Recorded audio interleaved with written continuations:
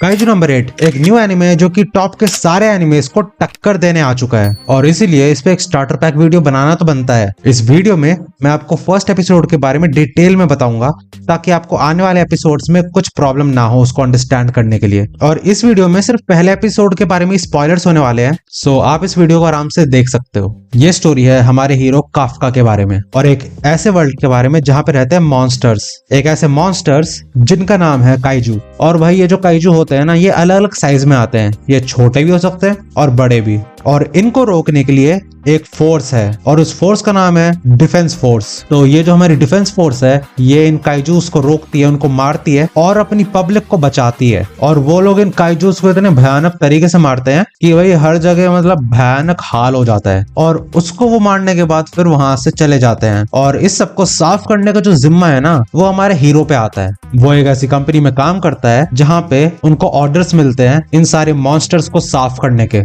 जो हमारा हीरो है काफका, उसको भी पहले एक डिफेंस फोर्स ऑफिसर बनना था, लेकिन वो बार बार डिफेंस फोर्स ऑफिसर का टेस्ट फेल करता गया और वो कभी भी ऑफिसर नहीं बन पाया। और इसीलिए अब वो अपनी होप हार चुका है कि वो कभी भी डिफेंस फोर्स ऑफिसर बन सकता है और इसीलिए अब वो इस वाली कंपनी में आके काम करता है। लेकिन उसको क्या पता था कि उसकी लाइफ चेंज होने वाली है जब वो मिलता है रेनो इचिकावा से। रेनो इचिकावा एक पार्ट टाइम स्टूडेंट है जो कि इस काइजू क्लीनिंग के इस कंपनी में एक इंटर्न के रूप में आया होता है। काफका और इचिकावा एक दूसरे से मिलते हैं और दोनों एक दूसरे से मिलते ही ये वाली बात पता लगती है कि उन दोनों का ड्रीम है डिफेंस फोर्स ऑफिसर। बस अंतर इतना है कि अपना हीरो होप हार चुका है और ये जो इचिकावा है इसके अंदर अभी भी होप है कि ये ऑफिसर बन सकता है। पहले तो ये दोनों एक दूसरे को पसंद नहीं करते, लेकिन फिर धीरे धीरे उन दोनों का बॉन्ड बनने लगता है। वो दोनों एक दूसरे से बात कर रहे होते हैं और इतनी ही देर में उनके ऊपर हमला हो जाता है एक काइजू का। और वो जब काइजू का हमला हो रहा था ना तो भाई मेरे को ऐसी फील आ रही थी कि ये बस अटैक ऑन टाइटन ना बन जाए, बिकॉज ये बंदा अभी अभी इंट्रोड्यूस हुआ था। तो मैं ये नहीं चाहता था कि भाई इतना इसको देखने के बाद ये फिर मर जाए। फिर इतनी देर में होता क्या है, अपना हीरो आता है और उसको बचा लेता है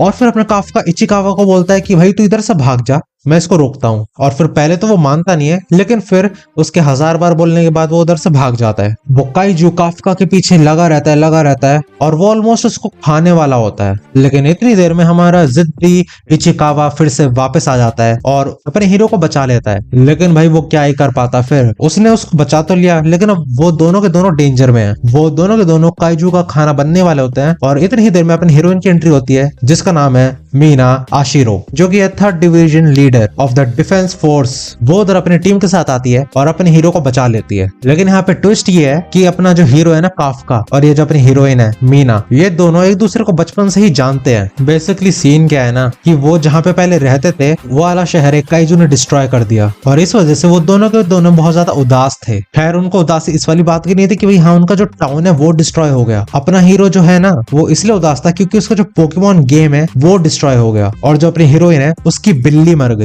और उस वक्त वो दोनों एक दूसरे से वादा करते हैं कि वो दोनों बनेंगे एक डिफेंस फोर्स ऑफिसर। वो दोनों एक दूसरे से बोलते हैं let's compete to see who can become the coolest officer. अभी ये वाली लाइन मैंने इसलिए बोली है क्योंकि मैं इस लाइन की आगे आपको इंपॉर्टेंस बताऊंगा। तो इस वाली लाइन को बोलने के बाद हम आ जाते हैं प्रेजेंट में, जहाँ पे अपना हीरो हॉस्पिटल के बेड पे पड़ा है और वहां पे वो बैठे बैठे ये सोच रहा होता है कि वो कितना बड़ा फेलियर है, उसने लाइफ में कुछ नहीं उखाड़ा, उसका जो एक ड्रीम था वो भी उसको पूरा नहीं कर पाया। और इतनी देर में जो इचिकावा है ना वो उसके साइड वाले बेड पे ही पड़ा होता है और उससे बोलता है अगर आज तुम वहां पे ना होते तो मैं इस वक्त कहीं पे मरा हुआ मिलता। You were so cool.